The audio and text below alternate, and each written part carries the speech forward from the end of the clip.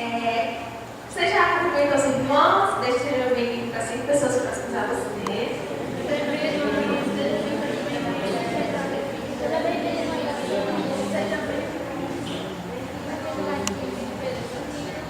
Estão bem, não? Posso falar, né? Sem medo. Então, gente, eu queria falar um pouquinho com vocês. São várias coisas, né? Então, não tem que esquecer. Mas, enfim, vou começar falando para vocês que o caráter de Deus não muda. Então a gente tem que ter muito cuidado quando chega diante de Deus. Principalmente quando a gente chega diante dele. Vamos abrir aqui rapidamente o Eclesiastes 5.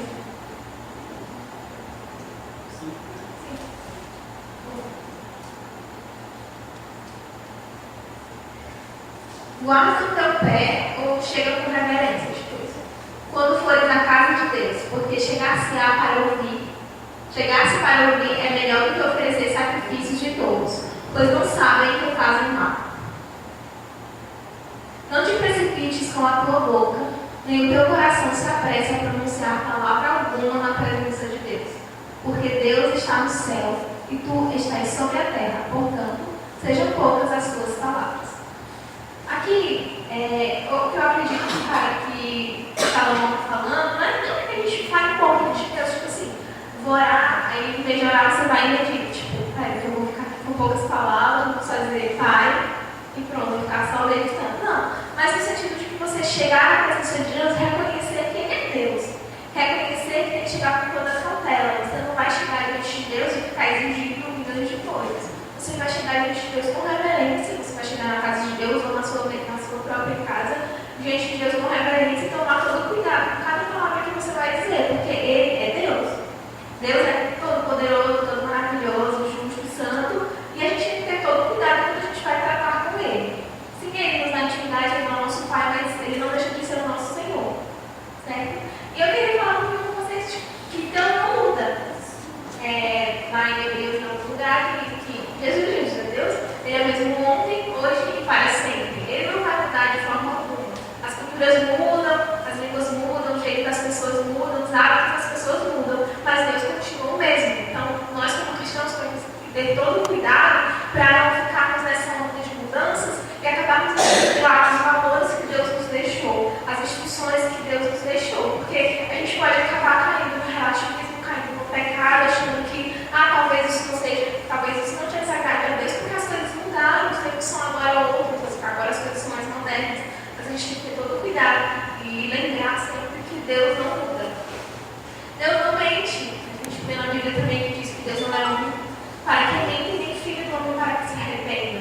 Então a gente tem que, como cristãos, como aqueles que espelham a Cristo, como aqueles que são imitadores de Cristo, ter todo cuidado também para começarmos a praticar esse hábito de quem mente e temos toda a consciência de que Deus não mente, com todas as coisas que tem escrito na palavra dele, todas as promessas, todas as coisas que ele diz que vai fazer com quem se desvia dele vão acontecer, porque Deus não mente. E Deus também, Ele não é como nós. Lá no Salmo 50, versículo 21, Deus está falando a respeito dos ímpios, Ele vai dizer assim, você pensa que eu sou como você? Ele vai, não, Lora, eu não vou ficar aceitando tudo que tu vai me dar, porque tu faz tudo de errado e depois vem aqui achando que está tudo bem. Eu não sou igual a você, eu sou diferente, meu padrão é outro. Eu sou... você tem que compreender que eu tenho outro nível, eu tenho outro padrão, e você tem que se adaptar a mim, e não eu a você. Então somos nós que temos que nos esforçar ao máximo para compreender o quanto Deus é maravilhoso e santo e nos como é que diz? A gente está naquela estratégia quando a gente acha que vai ultrapassar aquilo que vai desagradar a Deus. A gente tem que ter todo cuidado, porque Deus não é igual a gente. O padrão de Deus é totalmente outro, a gente tem que se adaptar a esse padrão. Olha só, lá no Antigo Testamento, na Antiga Aliança, no Antigo Tempo, né, toda a aliança que Deus fez com os judeus, que o templo era o lugar de adoração, tanto para quem ia servir quanto para quem ia mesmo adorar, tinha todos vários rituais de adoração, de purificação. Então as pessoas elas não podiam chegar de qualquer jeito ao templo. E hoje, o templo que nós sabemos com a nova aliança, o templo de Deus passa a ser os nossos corpos. Então, como mais terrível isso é? Ao invés de a gente achar, as coisas ficaram menos exigentes, não preciso me preocupar tanto, a gente tem que procurar, porque um templo era tipo isso, uma parede, tudo normalzinho. Para você entrar nele e adorar a Deus, tinha todo um ritual, toda uma cerimônia para você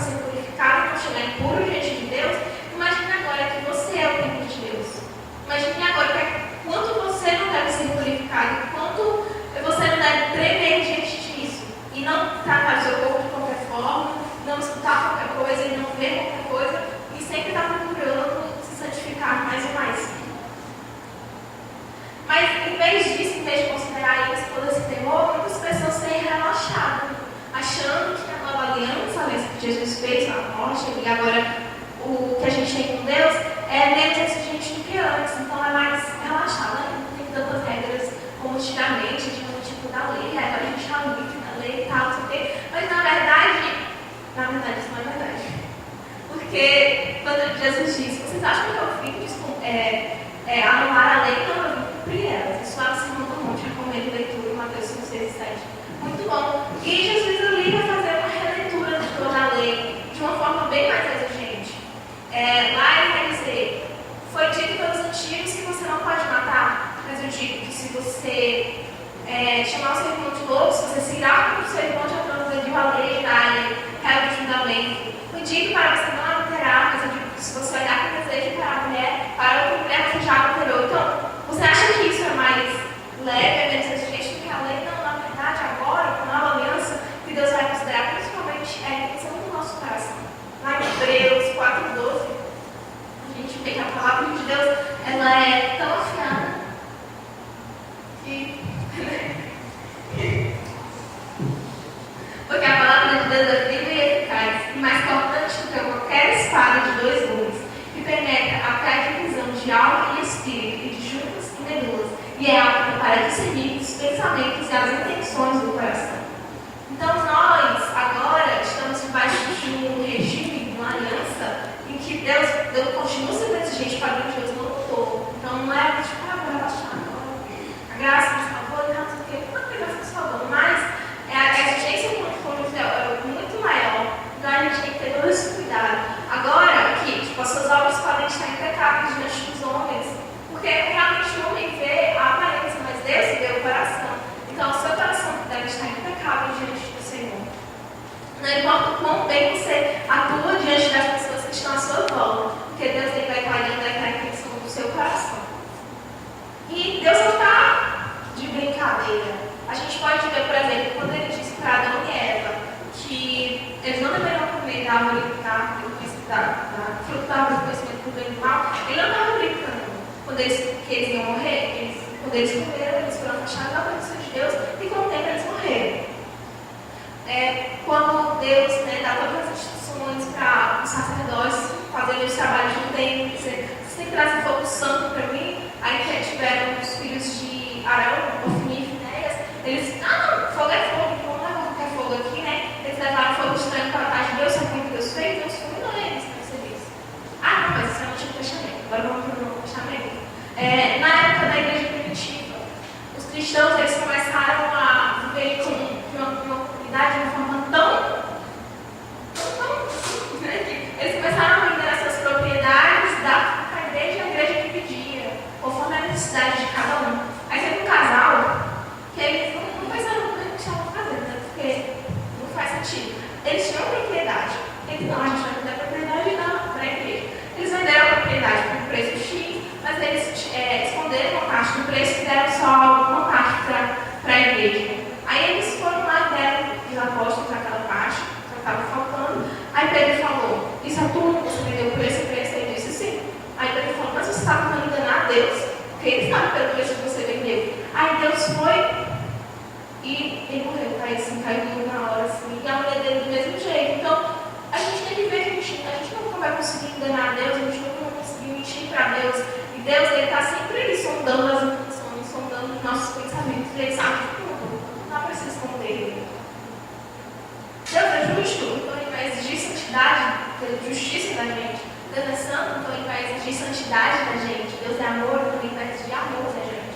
Porque ele quer que a gente faça isso conforme essa imagem. Quando Deus nos criou conforme essa imagem e semelhança.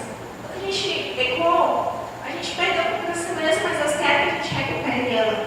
Então a gente tem que viver essa semelhança, porque a gente não pode ficar achando que Deus vai se adaptar a nós, mas nós temos que nos adaptar a Ele, por mais que isso incomode.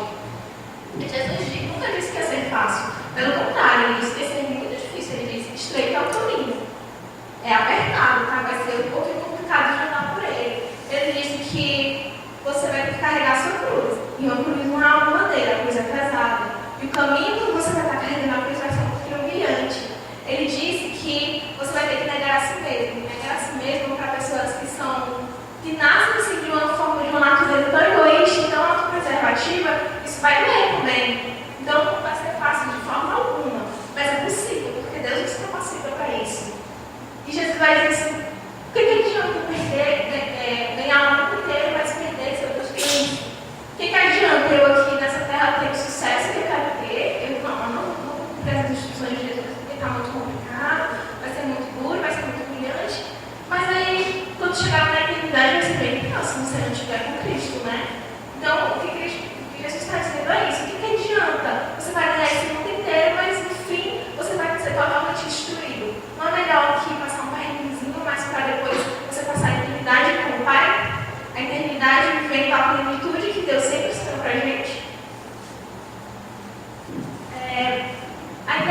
primitivos, os cristãos primitivos, eles fizeram muita coisa. A gente pode ver, né, que tipo, a gente ouve falar de Jesus, a gente conhece Jesus, porque uns dias esses homens saíram do conforto deles, os primeiros 12 discípulos e aqueles outros discípulos que acompanhavam Jesus, e começaram a se espalhar pelo mundo e foram proclamando esse evangelho. Por que eles fizeram tanto? Por que eles agiram dessa forma tão fervorosa? Você já parou para pensar nisso? Porque, gente, eles ansiavam mesmo, eles esperavam ansiosamente pela justiça que eles achavam que Jesus viria a qualquer momento. Então, tipo, você ficava, está andando aqui, daqui a pouco eu vi Jesus voltou. Eles realmente achavam que Jesus ia voltar logo, então eles se abraçavam, faziam assim rápido, porque Cristo disse que muitas pessoas sempre estavam cansadas, então vamos mostrar essas pessoas para que ele volte logo, a gente está doido para ir com ele. Então, tanto viver aqui vai ser bom, porque a gente vai poder levar essa mensagem dele, quanto morrer vai ser melhor, porque a gente já vai estar com ele, né? Então, Deus, olha aí, né, que está nas pessoas por mim, eu já estava contigo. Eles viviam assim mesmo, eles viviam fervorosamente dessa forma. Mas aí, com o passar do tempo, a gente vai achando, não, perguntava, você acha que ele vai voltar? Tipo assim, amanhã, o que ele faz? Será que ele pode voltar amanhã? Você vai dizer, não, ele vai demorar um pouco minha vida, não, tem muita coisa para fazer. Não, quando a palavra foi pregada no mundo inteiro, quando a última pessoa ouvir, tá, você não está longe um pouquinho ainda, você vai dar muitas desculpas, não, mas, se Jesus voltar só para todo mundo ouvir, por que você não está fazendo esse esforço para essas pessoas ouvirem essa palavra? Aí você vai dizer, não, tem gente que faz isso, já tem gente que faz evangelizando, tem um monte de gente aí nas missões, né, você está morrendo, você nem ora por eles, né, porque né, se tem força, a gente precisa orar pela igreja perseguida e orar pela igreja no mundo inteiro, porque é difícil ser cristão nesses países, tá? A gente tem uma cortina de fé, assim, nesses países totalidades, tipo China, Coreia do Norte, e nesses países também que tem as religiões tipo islamismo, budismo, é bem complicado ser cristão do lado, mas eles têm essa coragem. Quero ver a gente aqui com essa coragem. A gente que tem tanto medo assim, de ser cristão até mesmo aqui, de contestar essas coisas, barbaridades que estão acontecendo. A gente se esconde muitas vezes, a gente não se manifesta quando a gente vê essas coisas, mas eles lá, eles estão morrendo por isso e eles não estão nem ali. Porque para eles o que realmente importa é Cristo. O viver é Cristo e morrer é lucro para eles.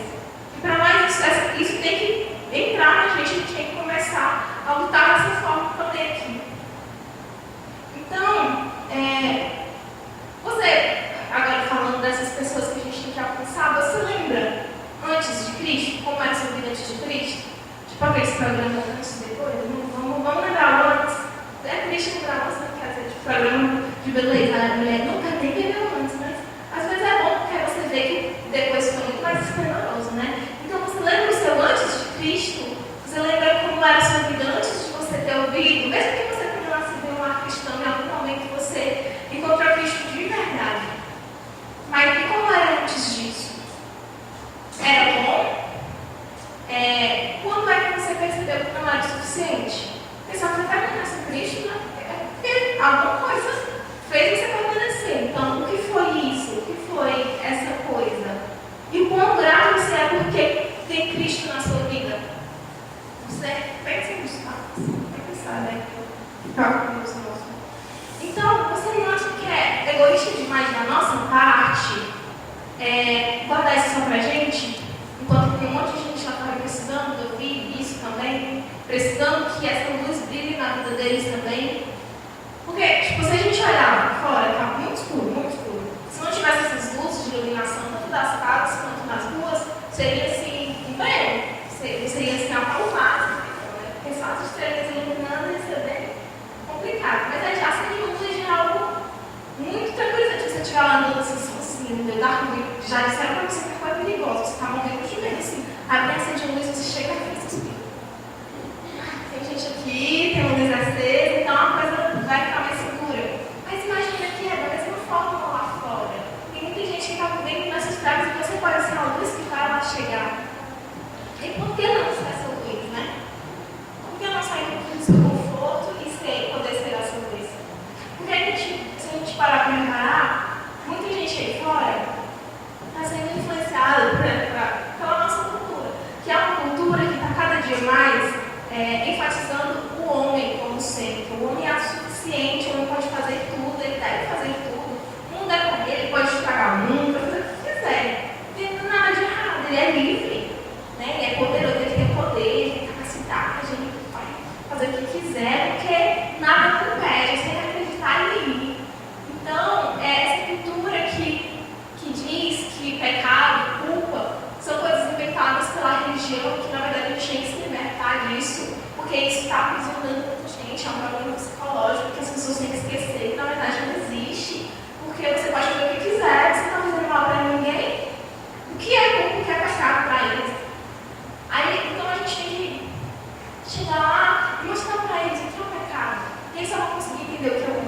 eles entenderem quem é Deus. Porque para o mundo, Deus é tipo o Papai Noel, aquele que vai dar tudo que ela quer. Para essas pessoas, para as pessoas do mundo que acreditam em Deus, a maioria está achando isso. Eles não conseguem viver o Deus como um Deus santo e justo, como um Deus que vai exigir, vai cobrar por cada obra mal ou que a gente fez.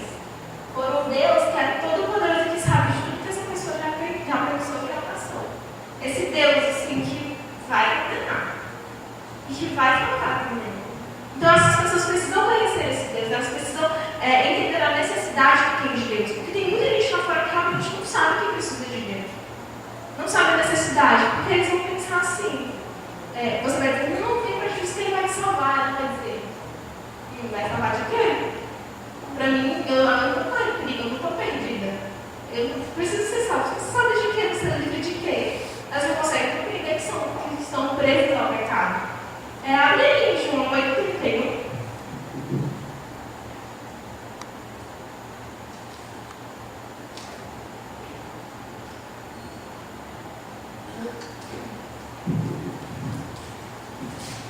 Dizia, pois, Jesus aos judeus que nele creram: se vós permanecerdes na minha palavra, verdadeiramente sois meus discípulos.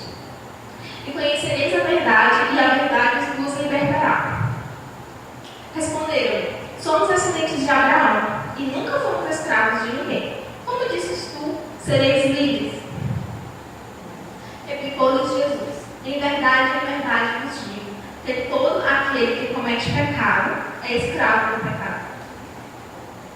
Ora, o escravo não fica para sempre na casa, o filho fica para sempre. Se, pois, o filho vos libertar, verdadeiramente sereis livres. Tem muita gente aí fora achando como sair desse bairro, achando que, bem, nós não somos escravos, nós não precisamos ser livres. Mas aí, ouça Jesus dizendo: quem comete pecado é escravo do pecado. Então, vocês precisam de alguém que vos livre desse pecado. Aí ele vai chegar no pecado. O que é o pecado? O que é a culpa? Eu não faço o que eu quero. Isso é liberdade, não é pecado. O pecado foi decretado por esse povo louco, fanático, que segue alguma religião, não tem o que fazer, porque eles precisam acreditar em alguma coisa ou desse tipo. Aí vocês inventaram isso, não existe. Gente, é sério, tem muita gente fora que pensa desse jeito. Então a gente tem que mostrar para eles quem é Deus e qual é esse padrão de Deus. Mostrar para eles que esse Deus realmente é assim. E não esse Deus, vem para Jesus, você vai ganhar casa, você vai ganhar um carro, você vai ganhar um filho, você vai ganhar um marido, você vai ganhar isso aí que você quer ganhar. Não, a gente tem que mostrar que Deus vem para Deus, porque senão você está totalmente perdido, porque esse Deus é santo, esse Deus é justo e ele vai condenar todo pecador. E ele vai dizer, não, mas a religião aprisiona, liberdade é fazer o que quer, na hora que quer, quando quer, com quem quer. Você livre, não, porque eu vou ficar na igreja, vou ficar preso, tem um monte de regra. Vocês dizem que não para tudo, não pode fazer isso, pode fazer aquilo, pode nem se divertir, pode nem viver. Mas olha o que Jesus disse. Jesus disse que nós, quando a gente acha que faz o que quer, a gente está sendo escravo do pecado. Ele disse que conhecereis a verdade vos libertará. A verdade que é Deus. Então a gente precisa levar em nosso coração a verdade, que essa verdade vai poder libertar esse povo. Porque assim, o que eu quero dizer realmente, a gente diz não para um monte de coisa aqui, mas a gente diz não para essas coisas, para quando chegar nas portas do céu poder receber o sim de Deus. Sim, meu filho, pode entrar. Porque senão as outras pessoas elas vão lá e vão dizer que Jesus está dizendo, não, eu nem conheço você, não entra aqui, não entra aqui. Por mais que você tenha que orar para Deus, eu quero minha casa e eu recebo o Senhor no meu coração, se o Senhor der minha casa. Não, nem te conheço, nunca nem ouvi essa oração, tá? Então a gente tem que mostrar esse Deus verdadeiro e poderoso para essas pessoas. Olha só, eu estou pregando isso para mim também, tá, gente? Não, só para vocês acusando não, tá? Eu realmente preciso ouvir isso aqui que eu estou falando. Então, você que se diz cristão, nós que nos dizemos cristãos, o quanto de Cristo tem na sua vida, você vê na sua vida, as pessoas ao seu redor veem na sua vida. Você tem refletido a luz de Deus aqui nessa terra, aqui nesse mundo? Você pode ser essa pessoa que vai tranquilizar o coração de outra pessoa que está no meio de trevas? Porque dentro da igreja é muito fácil se dizer cristão e ser cristão. Eu sou o santo dentro da igreja, a Bíblia lê dentro da igreja, eu oro aqui no momento que eu vou, mas é difícil ser lá fora. Quando há uma certa perseguição, ou mesmo quando você deve levar essa palavra de Cristo,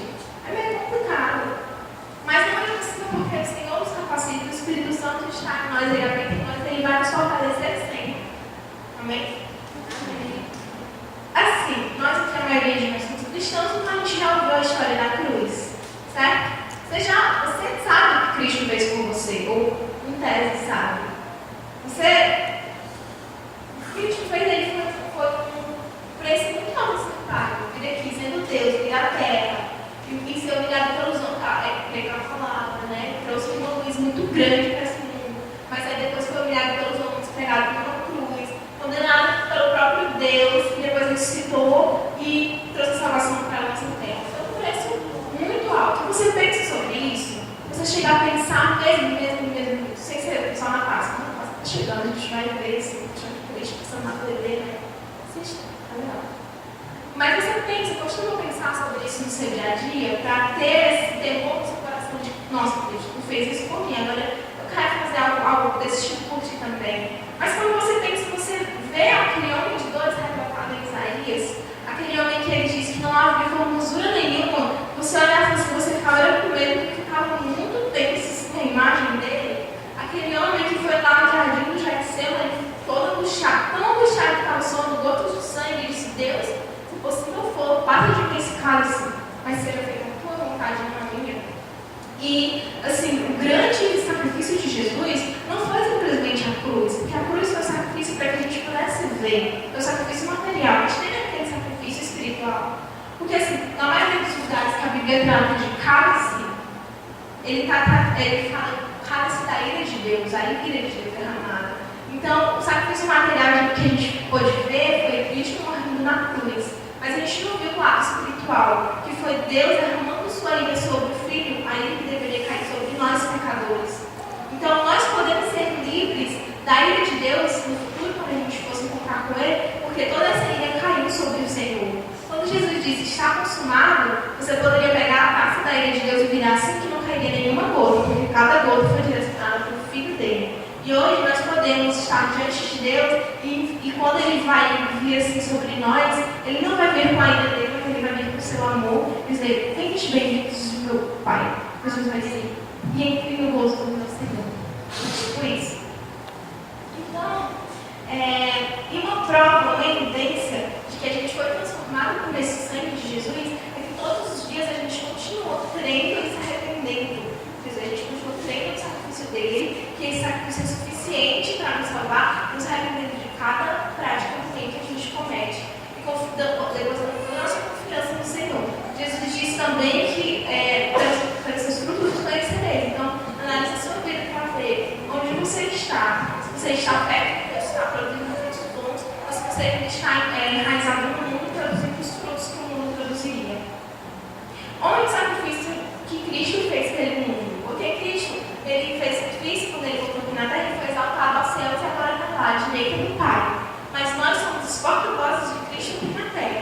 Então toda a mensagem, toda a obra de Cristo deve ser falada por nós aos homens. E como eu disse no início, o padrão de Deus não muda. Então, se nós não estivermos debaixo da graça de Deus, quando a gente for encarar Deus, quando a gente morrer no arrebatamento, a não ser que a gente esteja debaixo da graça de Deus, nós vamos ser condenados. E a gente precisa, porque só o sangue de Cristo nos permite estar diante de Deus e não sermos consumidos pela sua ira, por causa dos nossos pecados. Mas olha só, as pessoas que estão à sua volta, elas precisam saber disso. Porque muitas delas não sabem. Você tem o dever de levar essa mensagem para eles. Jesus disse, vamos todo mundo pregar o evangelho a toda criatura. Para que eles possam crer, se eles crerem, sejam batizados porque assim, você tem que compartilhar com essas pessoas quem é Deus, o que Ele espera que nós sejamos, o que Ele espera que nós façamos, quem Ele espera que nós sejamos. O propósito da humanidade, quando Deus criou a humanidade, foi adorável. A gente aprendeu quarta-feira, depois do estudo, que pecado é errar o alvo. De alguma palavra, de alguma língua, quer dizer errar o alvo. E o nosso alvo era esse, agradar a Deus, honrar a Deus, respeitar a Deus, adorar a Deus, dominar sobre a criação, multiplicar a terra, fazer isso, aquilo. Mas aí a gente foi. Aí Deus disse, não comando da árvore do Espírito dentro do mal. Aí a gente não vai comer, vamos massacrar aqui o alvo. Erraram o alvo. Aí Deus disse, amem seus aos outros. Aí tá bom, Deus. Aí caiu, tá bom, Deus, eu vou tentar. Adorem a Deus com o coração,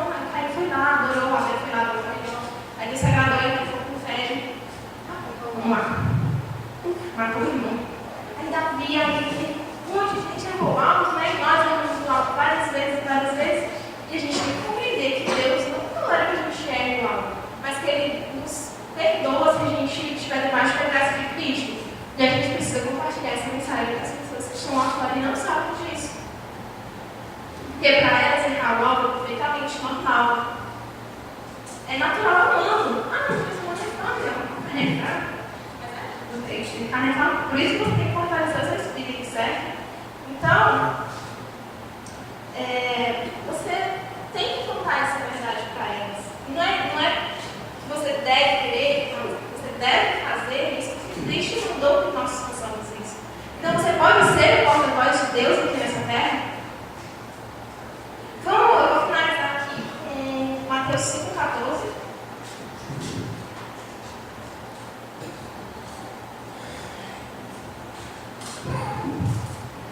Jesus dizendo nesse monte: vós sois a luz do mundo. Não se pode esconder uma cidade situada sobre o monte. Nem está acende uma candeia a coloca debaixo do alqueire, mas no velador, e assim ilumina todos que estão na casa. Assim, resplandeça a vossa luz diante dos homens, para que vejam as vossas boas obras e glorifiquem a vosso Pai que está nos céus. Então, nós devemos nos comportar como essa cidade que está edificada sobre o monte e não embaixo dele. Nós devemos ter essa luz que brilha, não embaixo de uma cama, mas sobre uma cabeceirinha para iluminar toda a casa. Nós devemos ter essa luz do mundo, que através de nossas boas obras glorificaremos o nome de Deus diante dos homens, para que eles possam crer em Deus e ser salvos. Amém? Amém.